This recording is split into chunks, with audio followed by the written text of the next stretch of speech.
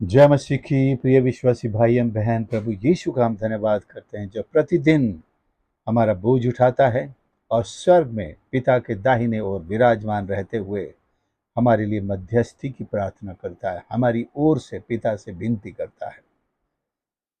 आज मैं मध्यस्थी की प्रार्थना, इंग्लिश में जिसे इंटरसेशन या इंटरसेसरी प्रेयर कहते हैं, उस पर थोड़ा सा मनन देना चाहता हूँ।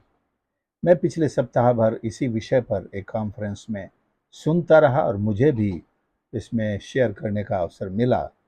तो मुझे इसका स्टडी करने में, रिसर्च करने में जो आनंद आया और एक गंभीर बोझ महसूस किया कि ईश्वर के वचन में इंटरसेसरी प्रेयर के लिए इतना ज़्यादा जोर दिया गया है और ये कोई आज की नई बात नहीं है। पुराने ज़माने से परमेश्वर ये कार्य करता आया है और परमेश्वर हमेशा से मध्यस्थी की विनती करने वालों की खोज करता रहा है। परमेश्वर के दिल के पुकार भी है। यशाया 59 उसके 16 में जहां लिखा है, उसने देखा कि कोई भी पुरुष नहीं, देयर इज नो मैन, और इससे अचंभा किया कि कोई विनती करने वाला नहीं। इंग्लिश में लिखा, ईश्वर को कोई इंटरसेसर नहीं मिला। लिखा है, there was no man and wondered that there was no intercessor, कि कोई भी दूसरों के लिए प्रार्थना करने वाला, विनती करने वाला है ही नहीं। अपने लिए तो बहुत हैं जो दुआ कर रहे हैं, अपने लिए कर रहे हैं, लेकिन दुख में, तकलीफ में पड़े हुए, जिनकी हेडलाइंस भी नहीं बनती, ऐसे भी लोग हैं, सताव सह रहे हैं। अगर परसिक्यूशन नहीं सह रहे तो भी बहुत सारे जिल्लतों का सामना कर रहे हैं, कठिनाइयों का सामना कर रहे हैं।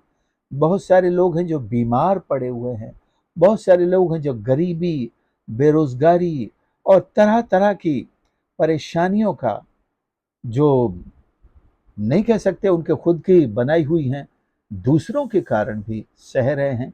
और बहुत सारी परेशानियां तो देश में ऐसे भी आम हैं जिन्हें सरकारें भी टैकल नहीं कर पा रही हैं। जैसे बेरोजगारी की समस्या, सरकारें किसी भी देश की हों, सबको रोजगार नहीं दे पा रही हैं। अब कितना दोष लगाएं हम, क्या करें, सरकारों के भी बस का नहीं है। लेकिन एक सरकार है परमेश्वर की, जो सबके लिए सब कुछ कर सकता है। जरूरत है कि हम उसके सम्मुख इंटरसेशन करें, मध्यस्थी करें, प्रभु अपनी दया करे। और परमेश्वर के वचन में प्रभु यीशु को दुनिया का सबसे उत्तम मध्यस्थ कहा गया है। कलवरी का क्रूस उस मध्यस्थी की एक मिसाल है। मध्यस्थी याचना प्रार्थना की एक मिसाल है। उसने जो कुछ क्रूस पर किया है वो सारी दुनिया के लिए है, केवल अपने शिष्यों के लिए नहीं, मसीही समाज के लिए नहीं, सारी दुनिया के लिए है। It's for the entire world that Christ interceded there on the cross to seek a forgiveness, to seek God's love for the entire mankind, to seek that mankind should live peaceably. हम इस बात को पहला तिमुथियुस दूसरा अध्याय 1 से 3 में देखते हैं। पहला तिमुथियुस दूसरा अध्याय 1 से 3 यहां लिखा, पौलुस का है। पौलुस भी एक बहुत बड़ा मध्यस्थ था जो दूसरों के लिए प्रार्थना करने वाला था। अब मैं सबसे पहले ये आग्रह करता हूं कि विनती और प्रार्थना और निवेदन और धन्यवाद सब मनुष्यों के लिए किए जाएं। इंटरसेशन का अर्थ यही है, जब हम अपने से उठकर या हटकर दूसरे किसी जरूरतमंद के लिए प्रार्थना करते हैं, इसे ही मध्यस्थी की प्रार्थना कहते हैं। मतलब हम उनके बीच में, गैप में खड़े होते हैं उनकी तरफ से, कि प्रभु इनकी मदद कर, प्रभु इनकी सहायता कर, इन्हें पाप की जीवन से निकाल, इन्हें दुर्गति से बाहर कर, इन्हें बीमारी से चंगा कर। ये मध्यस्थी है, मध्यस्थी की प्रार्थना है। तो परमेश्वर का वचन हमें इस बात के लिए प्रेरित करता है, प्रार्थना, निवेदन और धन्यवाद सब मनुष्यों के लिए किए जाए, केवल अपने परिवार के लिए ही नहीं। परिवार के लिए करना है, बहुत अच्छी बात है, लेकिन बहुत सारे मध्यस्थ परिवारों तक ही सीमित हैं। अपने परिवारजनों के लिए प्रार्थना की, आमीन, जाओ सोने को चले जाओ, सबके मोबाइल बंद, टीवी बंद, सोने चले जाओ। लेकिन मैं बताना चाहता हूं, परिवार के साथ में उतनी ज्यादा मध्यस्थी की नहीं कर पाता हूं, लेकिन उसके बाद, पारिवारिक प्रार्थना के बाद, मेरी मध्यस्थी की प्रार्थना व्यक्तिगत रूप से शुरू होती है। और ये मैं एक लंबे समय से करता आ रहा। जितने लोग भी प्रार्थना के लिए विनती करते हैं, वो समय मेरा मध्यस्थी का होता है। और कुछ ऐसे लोगों के लिए भी जिनको मैं नहीं जानता, जिन्होंने अपनी प्रार्थना निवेदन भी भेजने का कोई जरिया नहीं उनके पास, परमेश्वर आपकी प्रार्थना को सुनेगा, उन तक पहुंचेगा। सब मनुष्यों के लिए, it doesn't limit us to Christians और बिलीवर्स और persecuted brethren, but it leads us to pray for the entire mankind.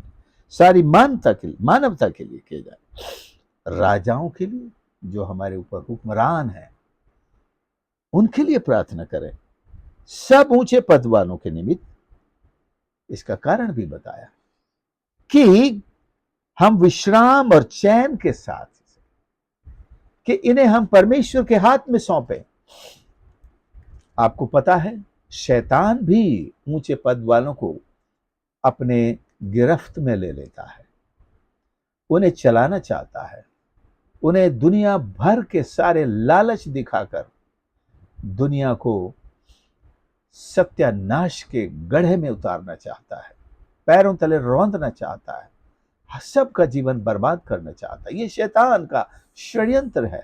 इसलिए हमें, जो भी पद पर बैठे हुए हैं, शासन करते हैं, उन सब के लिए लिखा है प्रार्थना करें, ताकि हम चैन, आराम, इंग्लिश में लिखा है, वी मे लिव पीसएबली, हम विश्राम के साथ, चैन के साथ, शांति के साथ अपना जीवन बिता सकें और भक्ति और गंभीरता से जीवन बिताएं।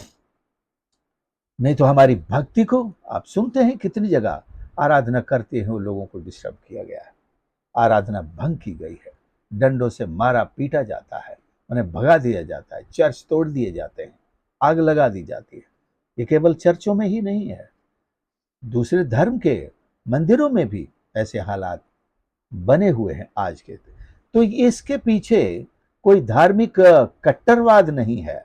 इन सब के पीछे जो कट्टरवाद है, वो शैतान है, जो लोगों को उकसाता है, इंस्पायर करता है, प्रेरित करता है, ये कहें एस्केलेट करता है, समझो।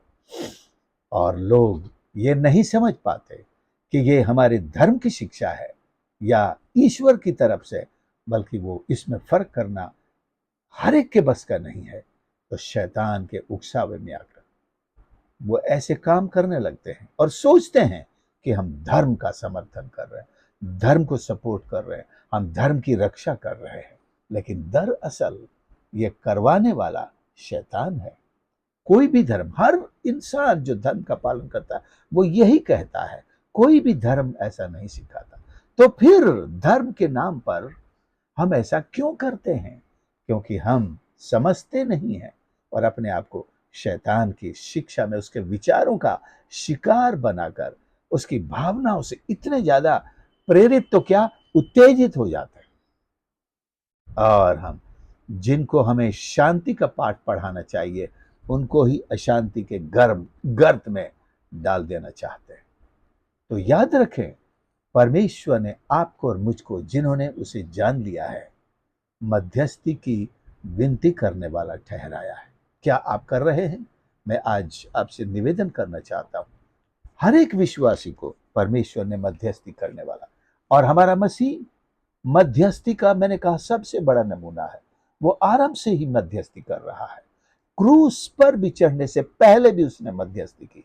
यूहन्ना का 17वां अध्याय आप पढ़ें, आपको मध्यस्थी की सबसे उत्तम प्रार्थना की एक मिसाल मिलेगी। और जी उठने के बाद भी आज भी वो हम सब के लिए, सारी दुनिया के लिए, कि लोग अपने गुनाहों के अंधेरे से बाहर निकले, सत्य को जाने, सत्य पर चले, परमेश्वर की संतान बने, उद्धार के मार्ग पर चलकर अनंत जीवन को, जहां परमेश्वर के साथ सनातन काल रहना है, उस पर चले आए। मध्यस्थी कितनी जरूरी है। स्वयं परमेश्वर होकर प्रभु यीशु ये काम कर रहे हैं, तो आपके और मेरे लिए तो बहुत बहुत जरूरी है। विषयों की कमी नहीं है। सताए हुए, परेशान, दुखी, बीमार और लाचार, पाप में पड़े हुए लोगों की कमी नहीं है। यही एक ऐसा विषय है जिसकर प्रार्थना जितनी भी हम करते रहें, हम समय कम पड़ जाएगा। तो आइए अपने आप को समर्पित करें। प्रभु मेरी सहायता करें। जैसे आप स्वर्ग में दिन रात मध्यस्थी करते हैं, मैं भी लोगों के लिए, अपनों के लिए, अपने लिए से लेकर अपनों के लिए, सारी दुनिया के लिए, अधिकारियों के लिए दुआ करना चाहता हूं। प्यारे प्रभु, हमारी मदद कर। हम आपके चरणों पर समर्पित होते हैं। मध्यस्थी की सेवकाई हर एक को यीशु के नाम से आज तो प्रदान कर।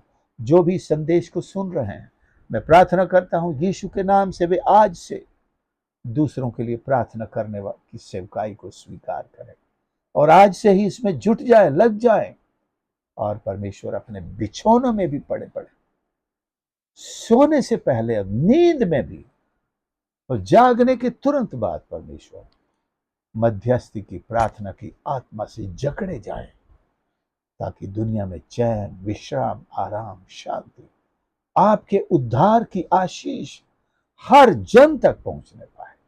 हमारी सहायता और मदद कर। धन्यवाद के साथ प्रार्थना उद्धार करता प्रभु यीशु के नाम से मांगते हैं, आमीन। प्रभु आप सबको आशीष करे। आपने संदेश को सुना, जरूर दूसरों के साथ भी शेयर करें। कौन जाने आपके इस शेयर करने से कितने लोग इस सेवकाई में खड़े हो सकते हैं, आशीष पा सकते हैं, परिवार जुड़ सकते हैं और बहुतों को एक आपकी प्रार्थनाओं के कारण आशीष मिल सकती है, विश्राम मिल सकता है और उद्धार मिल सकता है, चंगाई मिल सकती है, पापों से छुटकारा मिल सकता है, उनके घरों में शांति आ सकती है। मध्यस्थी की प्रार्थना हम जरूर करते रहेंगे। प्रभु आप सबको आशीष करें। God bless you. यदि आप हमारे चैनल पर नए हैं तो प्लीज़ इसे सब्सक्राइब करें और हमारे चैनल के लिए प्रार्थना भी करें और आपके कमेंट्स और लाइक्स भी आप सेंड कर सकते हैं। God bless you once again.